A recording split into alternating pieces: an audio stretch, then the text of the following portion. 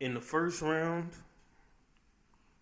if you're in those middle rounds, my biggest thing and what I was targeting is I was praying for Justin Jefferson to fall to me.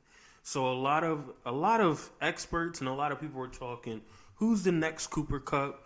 Who's going to be the next one to explode and all this stuff? And I think it's cool, trying to figure out the next wide receiver is going to have a breakout. I personally don't want to draft Cooper Cup this year. He probably will have a great year. Will it be as good as last year? Probably not, but we'll see.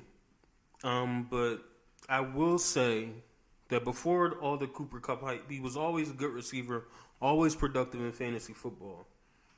But Justin Jefferson's first 2 years in the league have been outrageous. They have been record-setting. They have been ones to take of note. And granted, Kirk Cousins is a pretty good quarterback. But it's to the point I think Justin Jefferson would be great with most quarterbacks.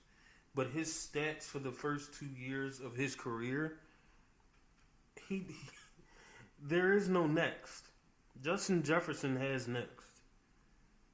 I just think he's not getting enough credit. He had 1,616 yards last year. And in his first year, came with 1,400 yards and 7 touchdowns.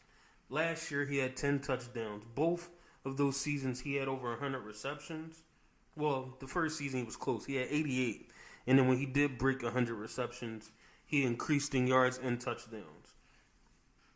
To me, you don't have to look any further than Justin Jefferson. You want to know who the next Cooper Cup is for fantasy football?